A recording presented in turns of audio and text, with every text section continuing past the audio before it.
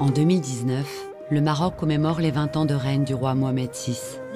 2 décennies au cours desquelles il a affirmé sa personnalité.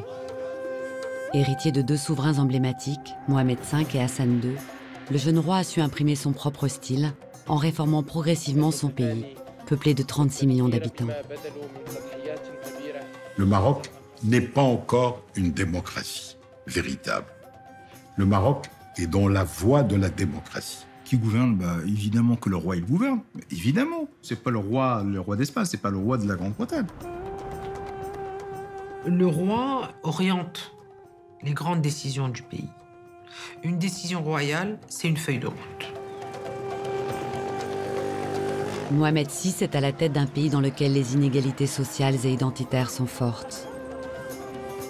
Si le monarque manifeste une volonté de réformer, il doit néanmoins composer avec des forces contradictoires, issues de la tradition et du droit coutumier.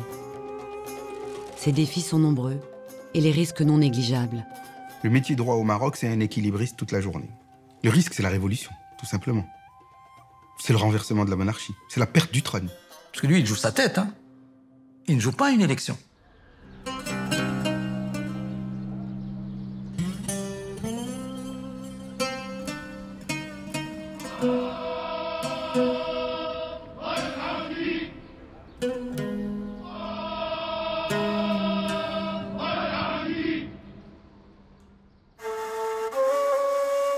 Mohamed VI est le 23e souverain de la dynastie alaouite, installé au Maroc depuis le XVIIe siècle. Dès son intronisation, il affiche un style résolument moderne. Si sa personnalité est modérée, il ne faut pas oublier qu'il a été formé pour régner dès son plus jeune âge. S'inscrivant dans la tradition familiale, Mohamed VI est scolarisé au Collège royal, au sein même du palais. Il est accompagné par 5 fils de notables, mais aussi de 7 garçons méritants, issus de familles modestes, et choisi à la fin de l'école primaire parmi les meilleurs élèves de chaque région du pays. Aziz Ben Yassine, boulanger Ben Yassine. Fadel Ben Yaïch, docteur Ben Yaïch. Sidi Mohamed Hassan. Vous n'avez pas dit la profession de votre père. Roi. Hassan II voulait ce qu'il appelait une formation à la spartiate, c'est-à-dire la rigueur, la discipline, etc. Donc on était dans un cadre un peu pratiquement, j'allais presque dire jésuite. Réveil à 6 heures du matin, prière, on commençait à prendre le Coran.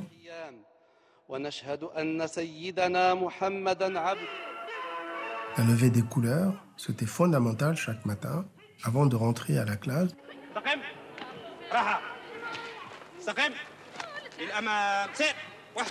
C'est une expérience unique, incontestablement. Elle est unique dans la mesure où on côtoie celui qui aura la charge.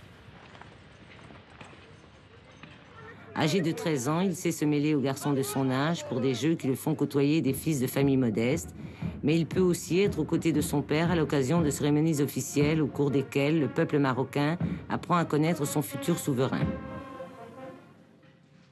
Majesté, est-ce que vous êtes un père sévère pour vos enfants? Il le faut bien parce que très peu de personnes le sont pour eux. Et j'estime que la sévérité du père remplace toutes les autres. J'ai été élevé comme ça et je compte les élever comme j'ai été élevé moi-même. Je dirais que Hassan II, il était sévère dans l'éducation. Dans une conception patriarcale, il se définissait comme étant autoritaire.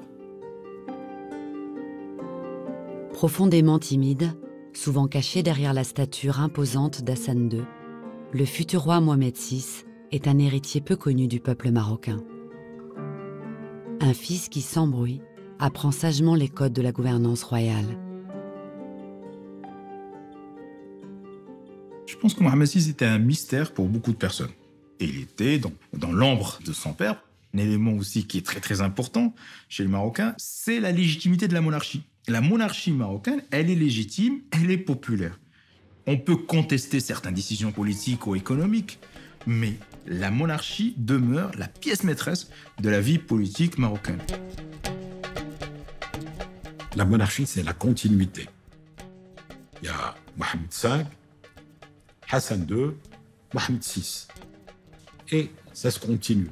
Et la monarchie alaouite est une dynastie qui a duré le plus, parce qu'elle a su travailler avec le peuple, mettre le peuple en avant, et ils se font aimer. C'est une question presque de fierté nationale, c'est un patrimoine. Et si on fait un référendum aujourd'hui, il y aura 100%, 99,9%. Si le peuple remet en cause régulièrement certaines décisions, il n'attaque jamais l'institution monarchique en elle-même. À la mort du roi Hassan II, le 23 juillet 1999, l'émotion de la population en est une preuve, et ce malgré l'autoritarisme du monarque.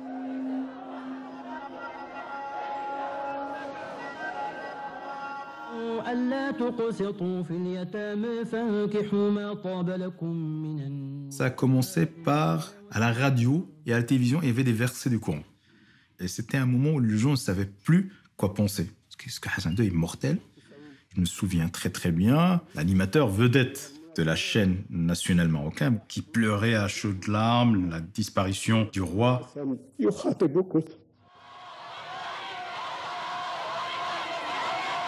Ces funérailles sont l'occasion de grandes manifestations de ferveur populaire et de soutien à la monarchie. On s'en souvient tous, en tout cas ma génération et la génération de nos aînés, parce que nous sommes nés avec le roi Hassan II, nous avons grandi avec le roi Hassan II, qui était un roi avec une très forte personnalité, un roi qui a traversé une période très difficile et très importante dans le développement de ce pays. Donc vraiment un roi qui a beaucoup marqué. On voyait les grands de ce monde. Par exemple, le président américain, Clinton, à l'époque. On voyait Jacques Chirac. On voyait des présidents, enfin du monde entier, des rois qui sont là, qui sont alignés derrière le cercueil de Hassan II. Il y avait une sorte de fierté pendant ce moment-là. C'est-à-dire que les gens, ils disent, voilà, ça devait être un grand roi.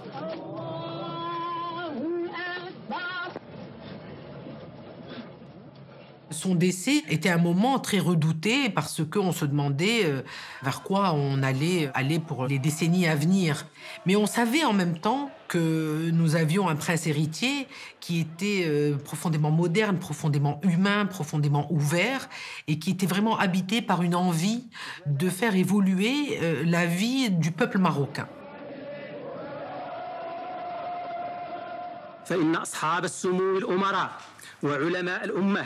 L'intronisation du roi Mohamed VI est célébrée le 30 juillet 1999.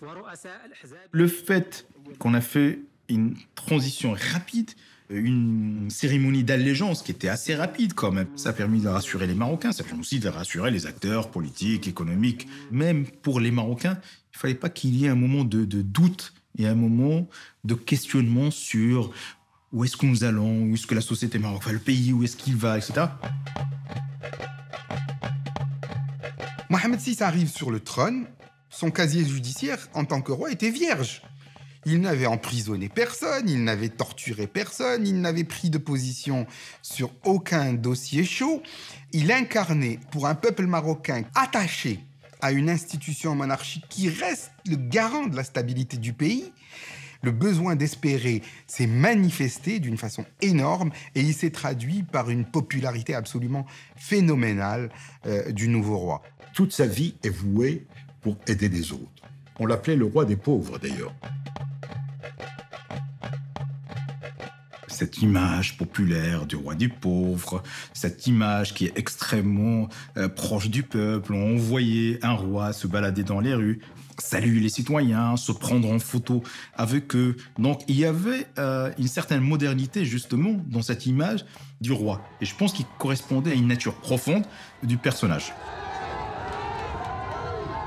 Mohamed VI n'est pas à l'aise et il a préféré remplacer, l'aisance oratoire par la présence sur le terrain, l'interaction avec la population.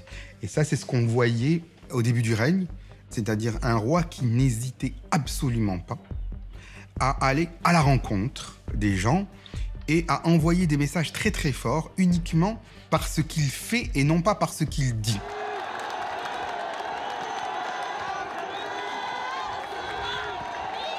C'était une réconciliation avec le pays, avec tout le Maroc.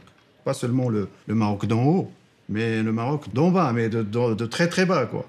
Et on voyait une certaine sincérité qui se dégageait de sa personne. Donc ça ne peut susciter que de l'espoir. Tout ça peut paraître anodin, anecdotique, on n'est pas dans la grande politique, on n'est pas dans des grandes orientations, mais en même temps, ça te crée un style, ça te crée une manière de gouverner, une manière d'incarner la monarchie, une monarchie qui, voilà, qui colle avec son temps. Même dans sa vie privée, le roi surprend. Pour la première fois dans l'histoire du Maroc, un monarque présente son épouse à ses sujets. Une révolution dans les mœurs du sérail. Son mariage avec une jeune ingénieure en informatique, issue de la classe moyenne, est un signe de changement qui s'adresse particulièrement aux Marocaines, dans un pays musulman où le statut de la femme est un débat politique majeur. La société civile réformatrice, et notamment les féministes, compte sur la jeunesse et la modernité de ce nouveau monarque pour faire évoluer les questions sociétales. وكيف يتصور بلوغ رقي المجتمع وازدهاره والنساء اللائي يشكلن زهاء نصفه تهدر مصالحهن في غير مراعاة لما منحهن الدين الحنيف من حقوق وهن بها شقائق الرجال. Nous avons eu, en tant que femmes marocaines, le sentiment qu'il y a eu une accélération de notre histoire de citoyenne parce que rapidement, on a été témoin d'une vraie volonté politique de la part de Sa Majesté pour promouvoir les femmes. À Rabat, des dizaines de milliers de femmes et d'hommes occupaient le pavé au nom de la modernité. Selon les manifestants, la femme marocaine ne doit plus être une mineure, soumise à l'autorité des hommes. Les progressistes veulent plus que des mots. Une véritable révolution juridique et sociale consacrant l'égalité homme-femme, et donc faire changer le code de la famille. Pour faire entendre leur voix, ils organisent en 2000 une manifestation à Rabat, la capitale du pays. Le code de la famille était un code très discriminatoire. La femme était considérée comme une mineure à vie. Elle devait obéissance à son mari moyennant subsistance. On mariait des mineurs. Il y avait la répudiation. Donc, un homme pouvait répudier sa femme à n'importe quel moment, n'importe quand. Je voulais, entre l'indépendance du Maroc et le moment où il y a ce débat, il y a, si vous voulez, une chute incroyable de la fécondité des femmes marocaines. Il y a une démocratisation de l'enseignement avec une entrée des femmes marocaines dans l'enseignement. Et il y a une entrée d'une partie des femmes marocaines dans la vie active, le travail. Et donc, deviennent des individus à part entière, qui veulent maîtriser leur vie.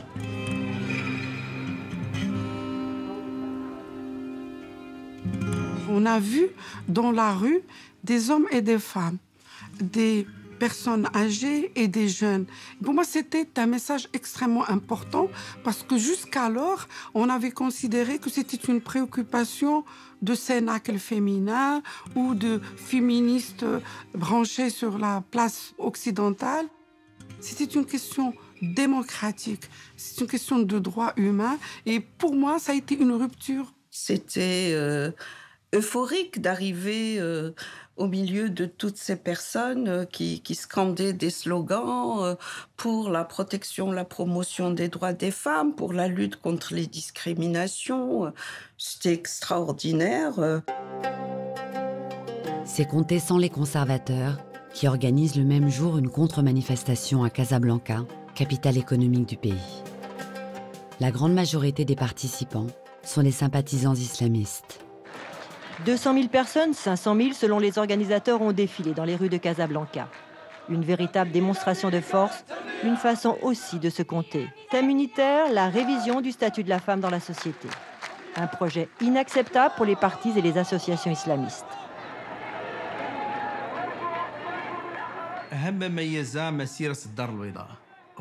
Ce qui était le plus important lors de la marche de Casablanca, c'était son organisation.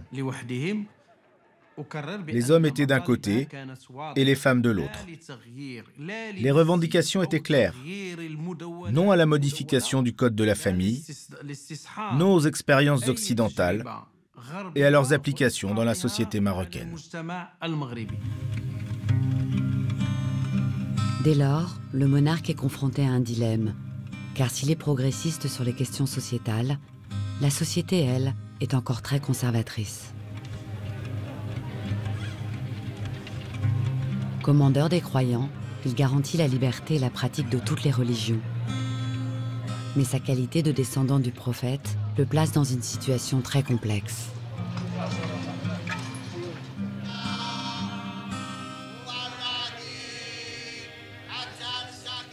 Il y avait un désir sincère de modernité.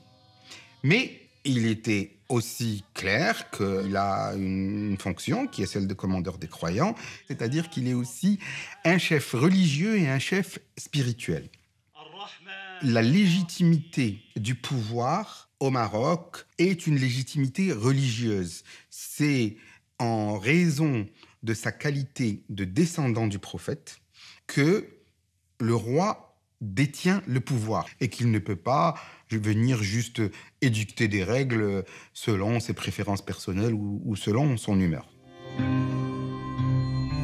Si le roi se démarque par un style nouveau, résolument ancré dans le progrès, il doit toutefois composer avec une population marocaine très attachée à la continuité de la monarchie.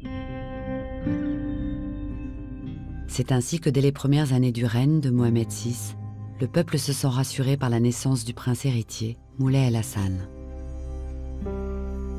Un monarque qui a la perspective de léguer le trône à son fils et même à ses arrière-petits-enfants ne réfléchit pas du tout de la même façon. Il a le temps devant lui et l'essentiel pour lui est la stabilité de l'institution qu'il incarne. Qu'est-ce qui est le plus important pour la monarchie marocaine? Bien sûr, c'est d'abord sa continuité, sa durée, son leadership. Une monarchie, surtout, qui a la capacité de s'adapter au contexte et à l'imprévu. C'est ça. Le Maroc est une monarchie et le roi en est le chef politique suprême. Il dispose donc de larges pouvoirs, mais doit aussi composer avec un parlement élu. En septembre 2002 ont lieu les premières élections législatives depuis l'accession au trône de Mohamed VI. Elles portent au pouvoir des forces qui émergent depuis quelques années.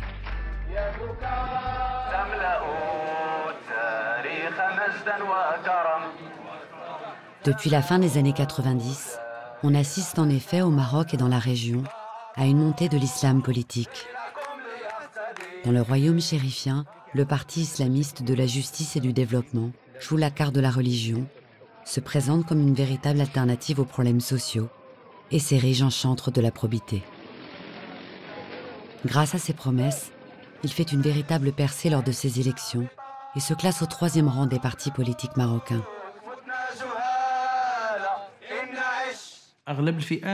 Les classes populaires cherchaient ceux qui allaient défendre le côté religieux, c'est-à-dire le référentiel islamique, et qui défendraient aussi leurs intérêts et leurs conditions de vie.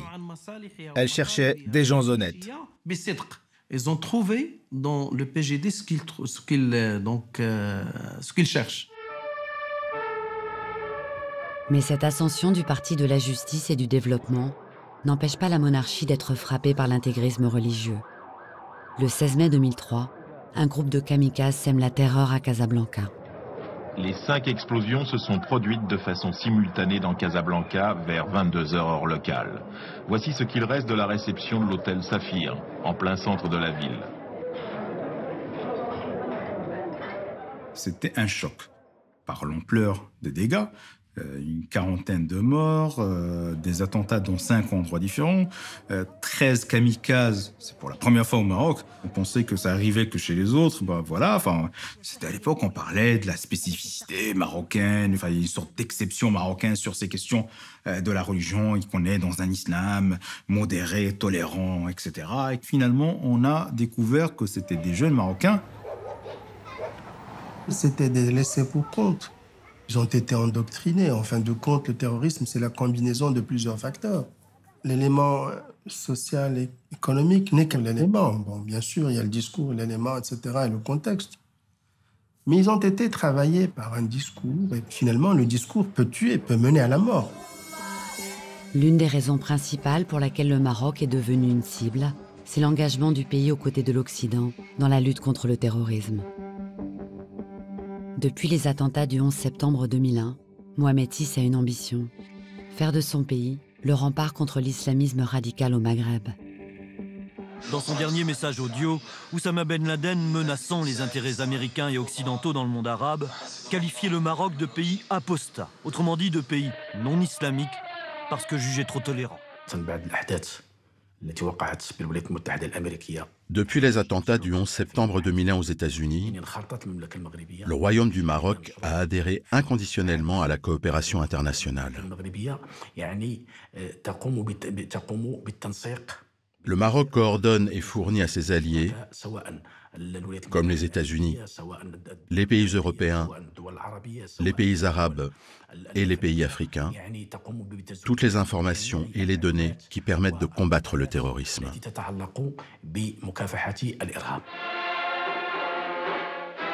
Le roi réagit avec fermeté dans un discours adressé à la nation et se montre implacable envers cette idéologie destructrice qui menace sa population et son pays. لقد دقت ساعة الحقيقة معلنة نهاية زمن التساهل في مواجهة من يستغلون الديمقراطية للنيل من سلطة الدولة أو من يروجون أفكاراً تشكل تربة خصبة لزرع أشواك الانغلاق والتزمت والفتنة. Après les attentats de 2003, il y a eu un discours royal assez violent dans lequel il a annoncé la fin de la récréation, entre guillemets. Le retour de l'État, si vous voulez.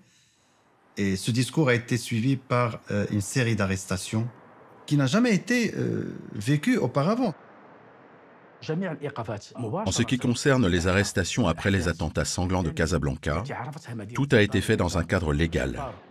Ces personnes étaient impliquées et faisaient bien partie de cellules terroristes que nous avons démantelées. Selon les chiffres qui avaient circulé à l'époque, mais rien d'officiel, c'était entre 3 000 et 10 000 personnes arrêtées.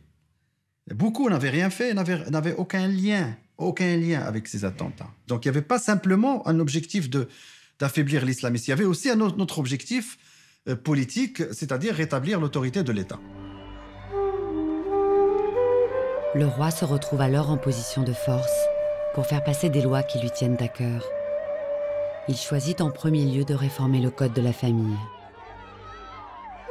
Mais malgré cette situation favorable, sa volonté se heurte à des forces multiséculaires. Les conservateurs au sein de la société marocaine étaient hostiles à tout changement qui va toucher la Moudawana, c'est-à-dire le code, la loi qui régit le mariage, la succession, le divorce, etc., tout ce qui est statut personnel. Parce que vous avez beau être le descendant d'une dynastie vieille de plusieurs siècles et vous avez beau être le commandeur des croyants, il n'est pas facile de toucher à tout ce qui se rapproche de la religion, et pour une raison qui est quand même simple. La difficulté de l'islam, c'est que le miracle produit par le prophète est un livre. Et le livre du Coran est écrit, et on ne touche pas à ce qui est écrit. Et donc, tout roi qu'il était, il était quand même prisonnier de la position d'une majorité du peuple marocain. Donc, il fallait attendre une opportunité politique, il fallait attendre une fenêtre de tir. Et cette fenêtre de tir a été les conséquences et les effets des attentats de Casablanca. Ces attentats ont eu pour effet d'affaiblir le parti islamiste, le parti de la justice et du développement, le PJD. Pourquoi il a été affaibli? Parce qu'il a été accusé d'avoir préparé le lit idéologique du terrorisme, du fanatisme, etc. Donc le PJD a fait profil bas pendant cette période. Et c'est cette période-là qui a permis d'ouvrir une brèche, justement, pour pouvoir mener cette réforme. L'audience est solennelle et le discours spectaculaire. C'était hier soir devant le Parlement marocain. Le roi Mohamed VI pose une question à ses députés. كيف يمكن الرقي بالمجتمع والنساء اللواتي يشكلن نصفه تهدر حقوقهن ويتعرضن للحيف والعنف والتهميش. ça reprenait en grande partie nos revendications et nos propositions. Comment je dirais, une vague d'espoir extraordinaire qui faisait que dans la réforme, on plaçait l'âge du mariage à 18 ans, le divorce devenait judiciaire. Oh, moi j'ai pleuré. J'ai même envie de pleurer maintenant quand je vous le dis. C'est comme dans un rêve. Hein. On n'y croit pas. On se dit, c'est pas possible. C'est arrivé enfin. En février 2004, la loi sur la réforme de la famille est votée au Parlement. Un moment historique pour les Marocaines. Jusqu'alors, la femme était considérée comme une subalterne de l'homme au niveau du foyer. Cela est très important parce que le foyer, la sphère familiale, est où il y a le plus grand nombre d'inégalités. Et le fait que ce texte considère que la femme, elle est co-responsable du foyer, ça ouvrir la porte à beaucoup d'acquis. On n'arrêtait pas de nous dire que ça ne changera jamais, que le code de la famille, c'est sacré, et puis que c'est basé sur la religion, et puis il n'y aura pas ces changements. Ben, nous les avons eus, ces changements. On a une institution qui nous protège. Les femmes au Maroc considèrent que le roi est leur allié pour la conquête de leurs droits.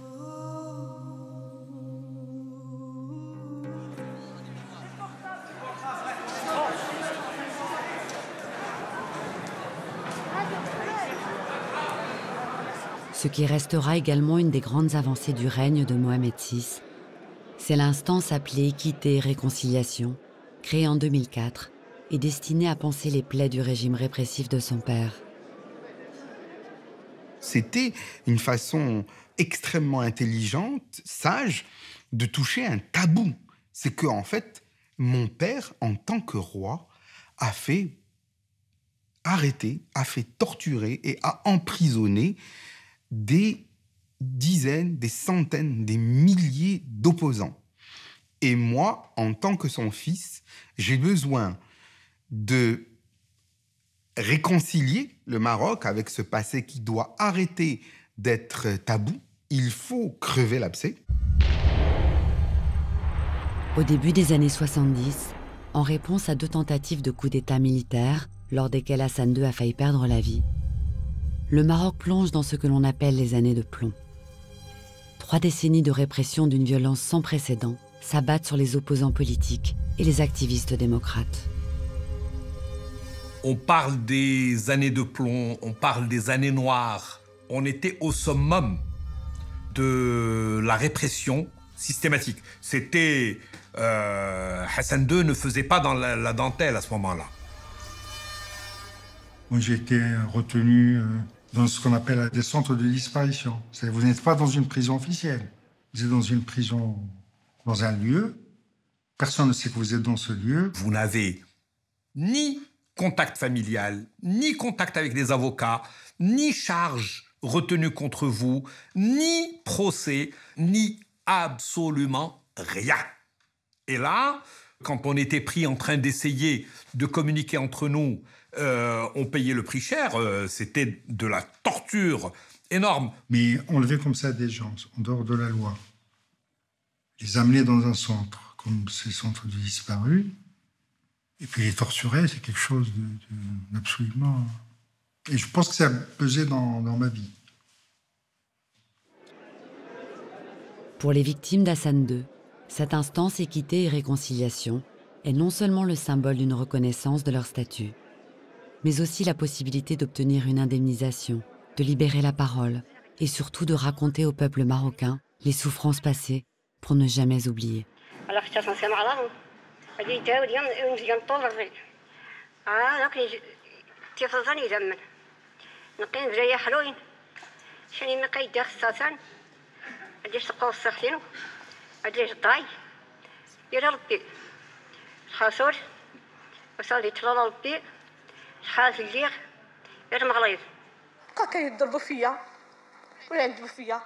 C'est un moment essentiel, si vous voulez, lorsque toute une nation se met à l'écoute des victimes pour partager leur douleur.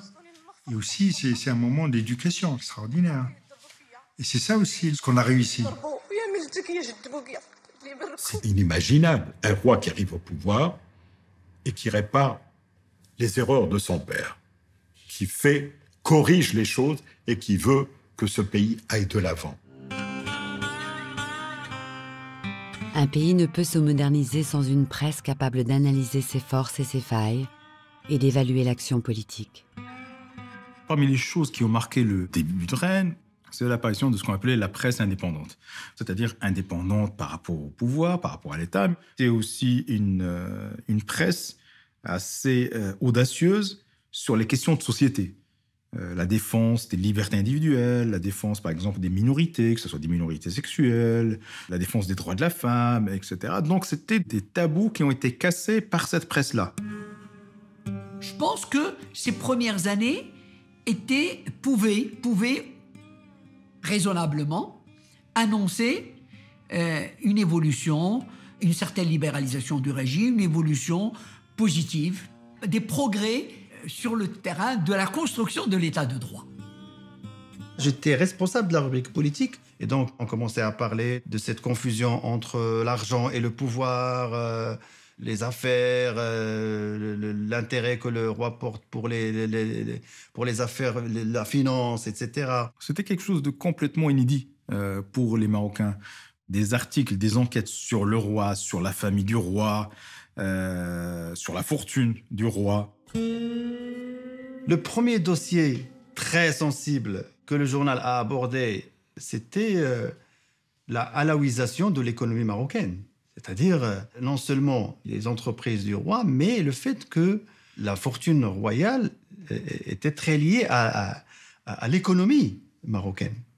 C'était explicitement faire un lien direct entre le politique, c'est-à-dire la famille, la dynastie, et l'argent. Le roi et l'argent, l'institution monarchique et l'argent, la famille royale et l'argent. Au fil des ans, la fortune du roi s'étale dans les journaux économiques américains. En 2008, le magazine Forbes l'estime à 2,5 milliards de dollars. Une fortune multipliée par 5 en l'espace de 10 ans, tandis que l'économie marocaine stagne. On voyait très bien les connexions entre l'enrichissement royal et le fait que ceux qui gèrent la fortune royale sont en même temps ceux qui gèrent les établissements publics, financiers, économiques, administratifs du Maroc. Et que donc, les banques du roi prospéraient au détriment des banques publiques. Que la fortune du roi était présente là où il y avait des avantages publics, des subventions publiques. Non seulement le pouvoir s'enrichit, mais aussi en enrichissant une clientèle politique, il se constitue une base qui devient un soutien du pouvoir politique et qui donc renforce le pouvoir politique. La logique, c'est celle-là. Elle est autant politique que économique. Dans la rue, à l'instar des pays voisins, le peuple se soulève contre l'accaparement des richesses par une minorité. Le printemps arabe qui a réveillé le monde en décembre 2010 n'épargne pas le Maroc. En février 2011, aux 4 coins du pays, la jeunesse arpente les rues, scandant sa colère contre la corruption qui gangrène le royaume. Évidemment, le printemps arabe a pris tout le monde de court. Personne n'avait prévu ça. Le fait que ces régimes, surtout du Maghreb, allaient tomber comme des châteaux de cartes, c'était inimaginable. Les spécialistes du monde arabe évoquent une probable onde de choc. Après la Tunisie et l'Égypte, d'autres pays pourraient être touchés. Le dénominateur commun, une jeunesse avide de liberté face à un régime imposé, quelquefois depuis plus de 30 ans. C'est la première fois dans l'histoire du Maroc où les Marocains, des milliers de Marocains, pas seulement à Casa et Rabat, mais dans plusieurs villes, Marrakech, Tanger, etc., ne sont pas sortis pour réclamer des augmentations de salaire, ou bien des revendications matérielles, ou bien du pain. Non, ils sont sortis pour revendiquer des droits et des libertés. C'est la première fois.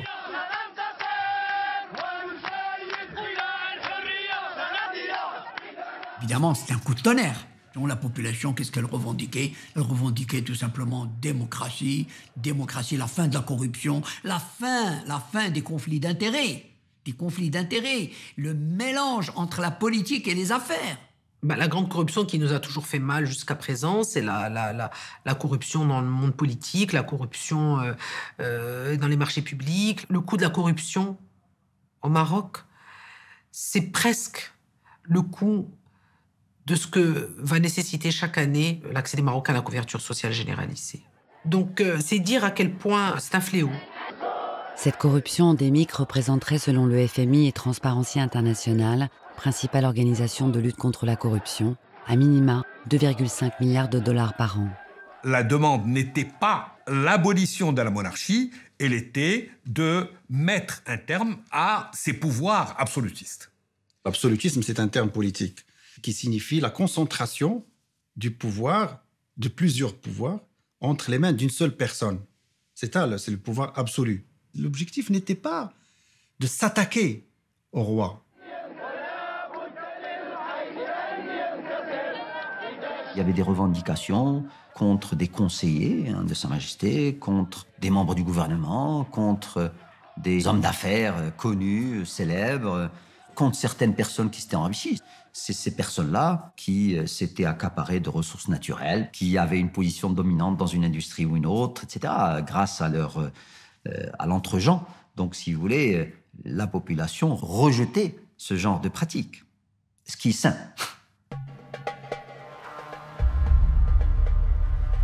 Lorsqu'on voyait les effigies avec une pieuvre au centre et l'ensemble des conseillers du roi et des généraux sécuritaires et de certains de ses copains très grands bourgeois autour, on savait ce que ça voulait dire. L'accaparement de l'autorité et de la fortune, le mariage incestueux entre le pouvoir et la richesse. Il est temps d'arrêter, il est temps de devenir un pays normal, de devenir un peuple normal. À mon avis, si vous êtes dirigeant de quelque pays que ce soit, vous avez des gens qui sont dans la rue, le plus tôt ils rentreront chez eux, le mieux ce sera. Donc vous avez un impératif temps qui est évident. Un roi joue sa tête. Et c'est joue sa tête. On a eu des rois qui étaient dégommés, tout simplement. Dans l'histoire du pays, comme dans l'histoire d'autres monarchies, un roi ne joue pas un petit jeu d'élection. Au palais, Mohamed VI sait qu'il doit canaliser la colère de son peuple et prend la parole le 9 mars 2011 dans un discours adressé à la nation. ترسيخ دولة الحق والمؤسسات وتوسيع مجال الحريات الفردية والجماعية وضمان ممارستها وتعزيز منظومة حقوق الإنسان بكل أبعادها السياسية والاقتصادية والاجتماعية والتنموية والثقافية والبيئية. La réaction du pouvoir est plutôt lucide, je dirais, et intelligente.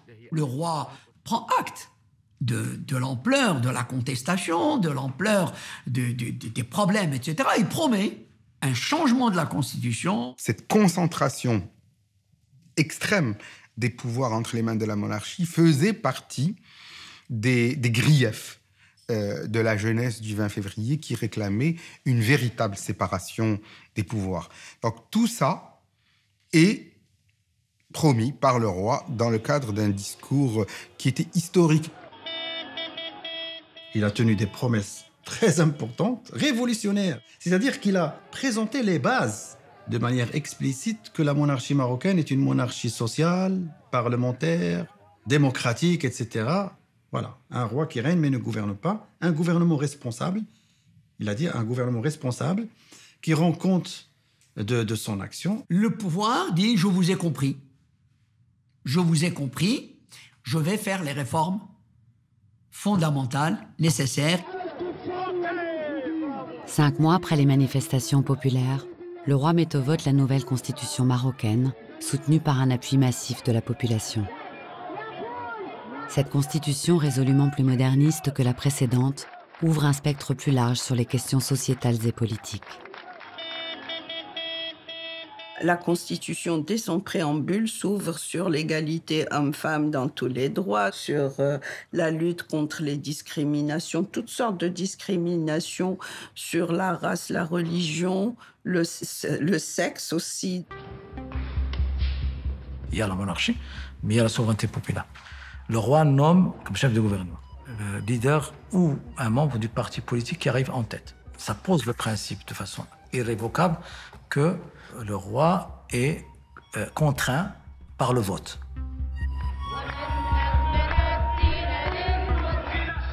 Depuis plus de 30 ans, à l'image de ses voisins, le Maroc voit monter l'islam politique au cœur de la société.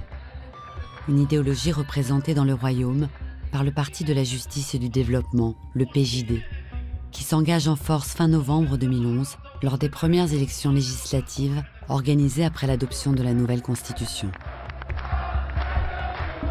Ce n'est absolument pas une surprise que le courant de l'islam politique gagne les élections. Il y a un autre scénario qui a été fait dans d'autres pays, en Tunisie avec Ben Ali, en Algérie avec les généraux, en Égypte, on a refusé la victoire de l'islam politique. Et ça a donné des guerres civiles et des violations graves des droits de l'homme. Dans ce pays, on a nommé un chef de gouvernement, qu'on soit content ou pas content, c'est pas mais fondamentalement, c'était le respect du choix démocratique des Marocains. Et donc, le PJD, il incarnait quelque chose de nouveau pour beaucoup de gens. Il y avait tout d'abord ce sentiment et cette présomption de probité qui existait, qui entourait le parti islamiste, c'est de dire ces gens-là, on les a jamais essayés, probablement ils sont pas corrompus. On a dit aux citoyens, votre vote est un acte de confiance. Nous ferons de notre mieux pour réaliser vos ambitions au niveau de l'emploi, de la lutte contre la pauvreté et avec une répartition équitable des richesses. Nous voulons l'instauration de la démocratie, la liberté et la dignité. Combattre le despotisme et la corruption. Un des slogans du PJD, c'était « La réforme dans le cadre de la stabilité ». C'était clair dès le début. On voulait des réformes, mais aussi que la monarchie perdure. Ils ont suscité énormément d'espoir, surtout parmi les jeunes. Il ne faut pas oublier que ceux qui ont voté pour les islamistes, ce ne sont pas des profils avec turban et djellaba et tout ça, non, non, des cadres laïcs, des ingénieurs, des hommes d'affaires. En finalement réussissant à attirer à eux beaucoup de personnes qui avaient absolument besoin de croire au changement, dont moi, qui ai voté pour eux, alors que je suis normalement situé beaucoup plus à gauche dans mes convictions politiques. Mais à ce moment-là, il y avait un vrai besoin de croire en la possibilité d'un changement. N'importe quoi, sauf le passé. Vive le Maroc,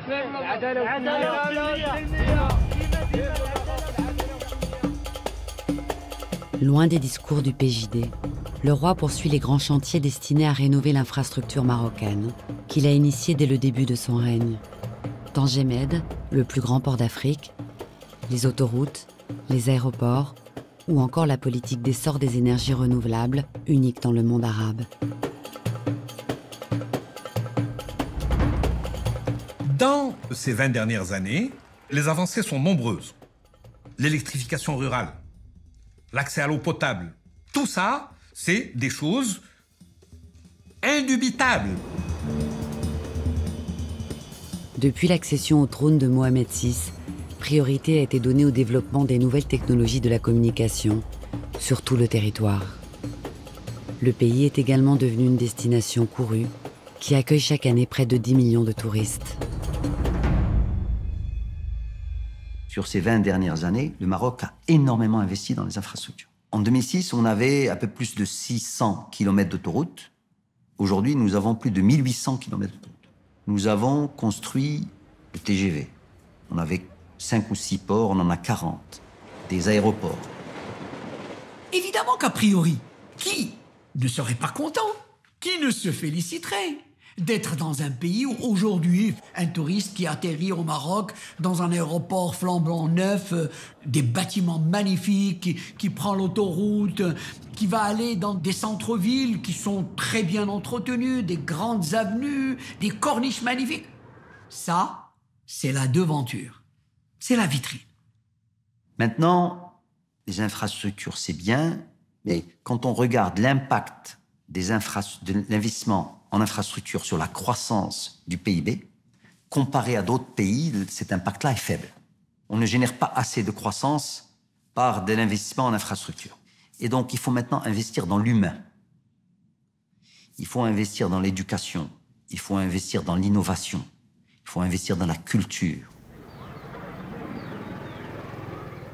Honnêtement, est-ce qu'on peut se permettre de donner la priorité au TGV ou à l'autoroute ou à la station balnéaire de luxe et laisser la population, notamment la population en milieu rural, manquer encore des moyens de satisfaire ses besoins les plus élémentaires?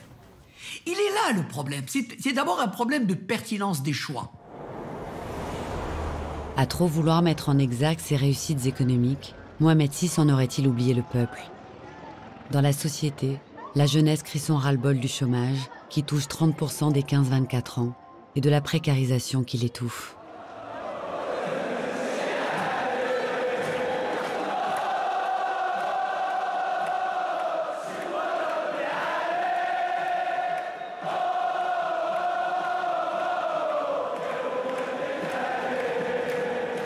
Le message que les supporters ont essayé d'envoyer est un message extrêmement puissant.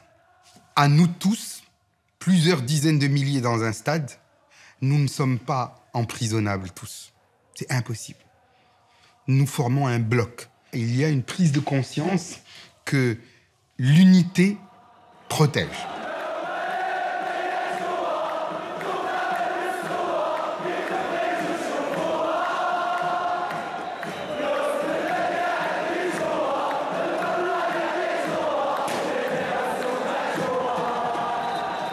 Ce type de contestation dans les stades est le reflet de l'absence de projection dans l'avenir. C'est très important. Cette absence de projection que je rencontre chez beaucoup de jeunes, ils me disent « mais on ne sait pas de quoi est fait notre avenir, sinon émigrer, sinon… » Ça, cette absence de la projection est un constat d'échec de toute une politique. Et ces jeunes-là, ils expriment ces disparités entre d'autres jeunes où tout est tracé dès la naissance. Le papa a tout préparé jusqu'à ce qu'il ait son travail, sa maison, etc. Tout est tracé comme une autoroute. Il est absolument impossible de faire taire la colère populaire. Elle est comme l'eau. Vous l'enfermez d'un côté, elle s'enfuit d'un autre. Il n'est pas possible de fermer les stades, de couper tous les réseaux sociaux, d'emprisonner tous les manifestants. C'est impossible. Et la seule façon d'y mettre un terme, c'est de répondre aux aspirations de ceux qui expriment cette colère. Il n'y en a aucune autre. Et le PJD l'a bien compris.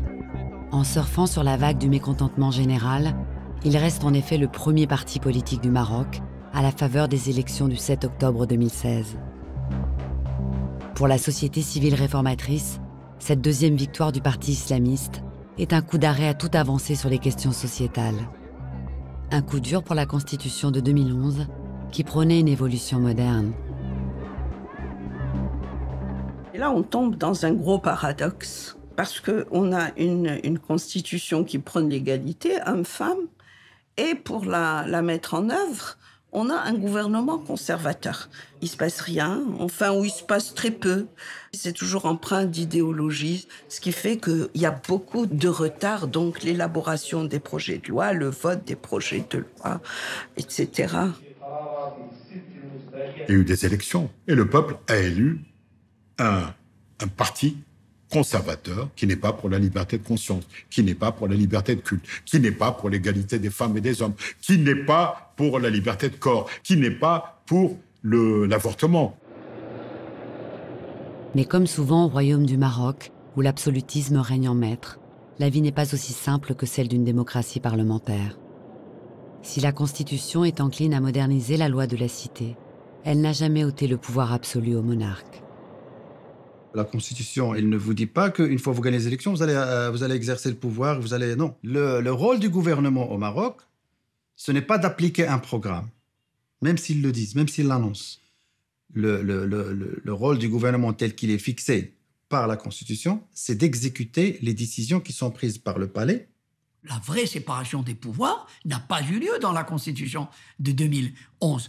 Les revendications majeures, c'était effectivement d'évoluer vers une monarchie parlementaire qui est le seul, je dirais, le seul moyen aujourd'hui que l'intelligence humaine a trouvé pour essayer de concilier apparemment des choses qui ne sont pas conciliables, c'est-à-dire entre la monarchie qui est par essence n'est pas démocratique et la démocratie. Celui qui détermine la politique générale de l'État, c'est le roi. C'est le roi lui-même. Et donc le gouvernement exécute les décisions du roi. Disons-le clairement, de par les textes de la Constitution, le roi garde l'essentiel des pouvoirs. Je suis pour la monarchie parlementaire, mais on n'est pas encore là. Certains ministères sont des ministères de régalia. C'est le roi qui décide. Heureusement, je le dis en toute honnêteté, parce que dans certains partis, il n'y a pas les compétences requises. Quand on ne trouve pas dans le vivier politique les femmes et les hommes compétents pour gouverner, eh ben, il faut bien que quelqu'un les mette là. Ben, le roi les met. Alors, c'est une entorse à la démocratie, incontestablement.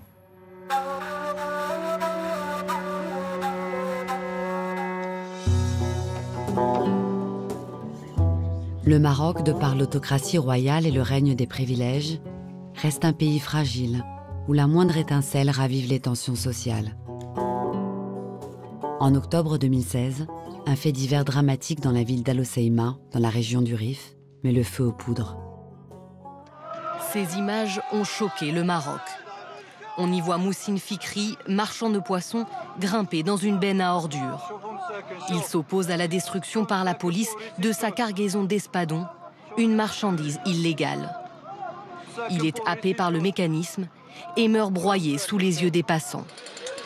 La scène a été filmée par un téléphone portable et diffusée sur les réseaux sociaux. C'est le choc, c'est la consternation, c'est la révolte, c'est le mouvement de contestation qui est né tout de suite. Et ça a évolué en ce qu'on appelle Irak. Irak, ça veut dire en arabe mouvement.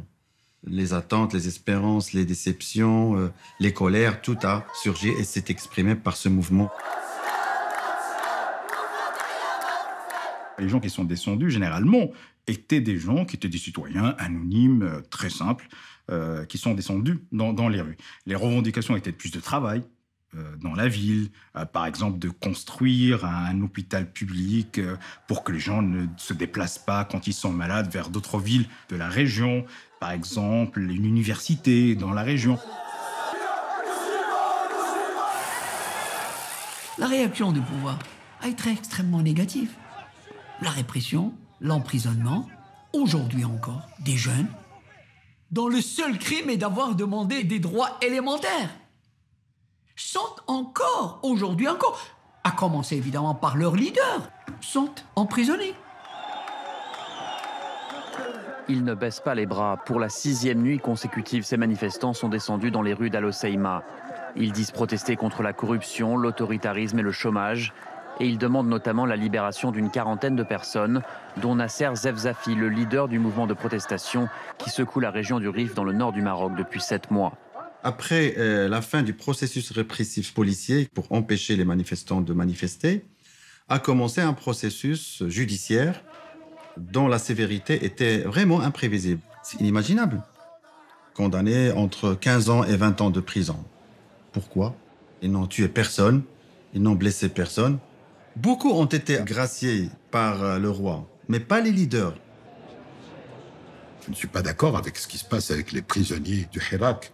Malheureusement, je ne sais pas qui conseille le roi, qui prend des mesures antidémocratiques, des mesures, je dirais, répressives, des mesures injustes. Parce que ça permettra aussi d'ouvrir une nouvelle page et de fermer cette page.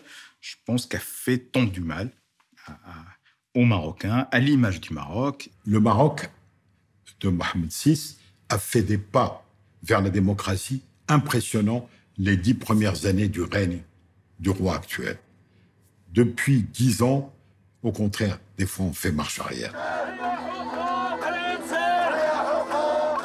C'est le cas pour la presse, dont la liberté de ton finit par déranger. Les journalistes se retrouvent dans le collimateur du palais. Les mesures de rétorsion laissent progressivement place à des arrestations, puis des condamnations. Il y a une difficulté des responsables à s'accoutumer à la liberté de la presse. Si vous voulez, c'est s'accoutumer à la critique, accepter la critique.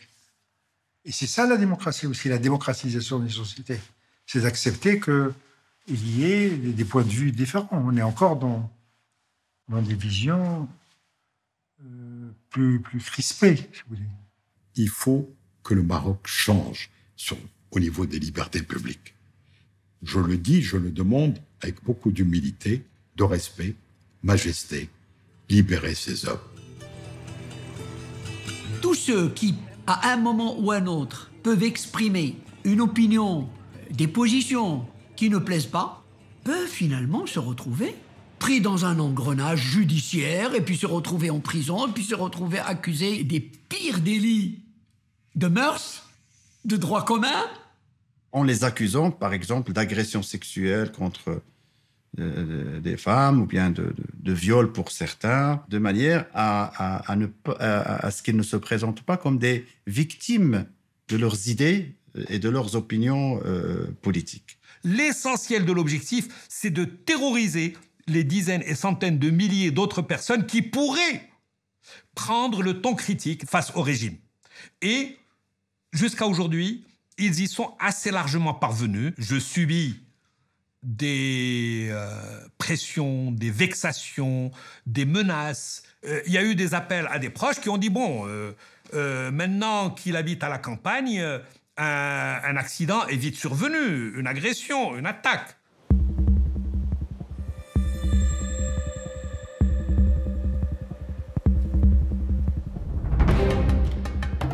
En septembre 2021, le peuple, toujours étreint par les difficultés économiques, est à nouveau appelé aux urnes.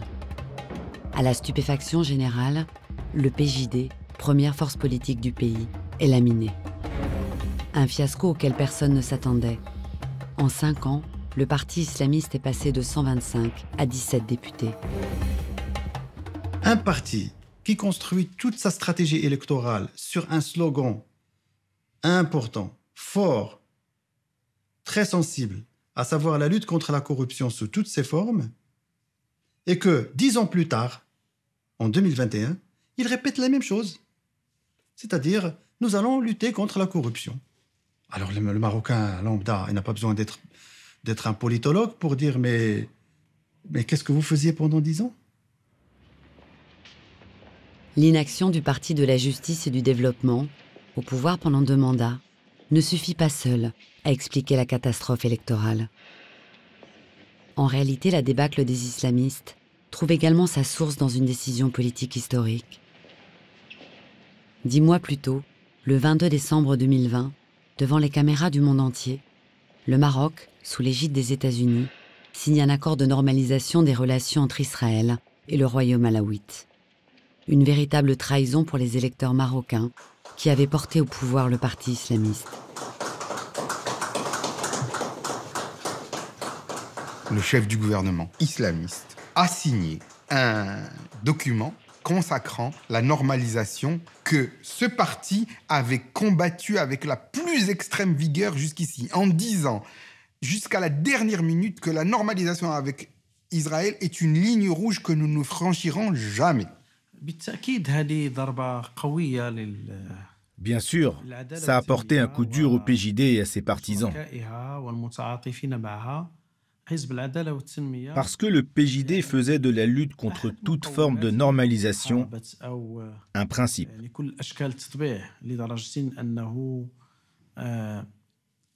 Il y a même des gens qui considèrent que la défense de la Palestine est l'un des piliers de l'islam.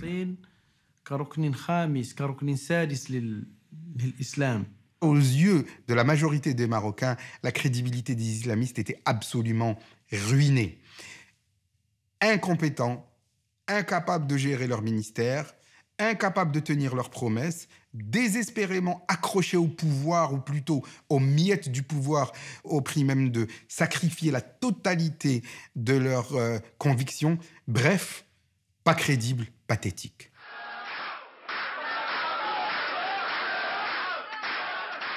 Un naufrage électoral qui fait l'affaire du RNI et du PAM, 2 partis arrivés en tête des élections, réputés pour être des proches du palais. Il y a une sorte d'euphorie qui veut que l'important, c'est que on a tourné la page du PJD et que le reste, on verra bien. Mais le défi, lui, n'a pas changé. La population marocaine continue de croire qu'une majorité est exclue du festin et continue à rejeter très violemment cette situation d'exclusion. Désormais, le roi a face à lui une opposition quasi inexistante. En l'absence d'un contre-pouvoir fort, il a toutes les cartes en main pour faire avancer les réformes réclamées par son peuple. Mohamed VI saura-t-il être au rendez-vous avec l'histoire ?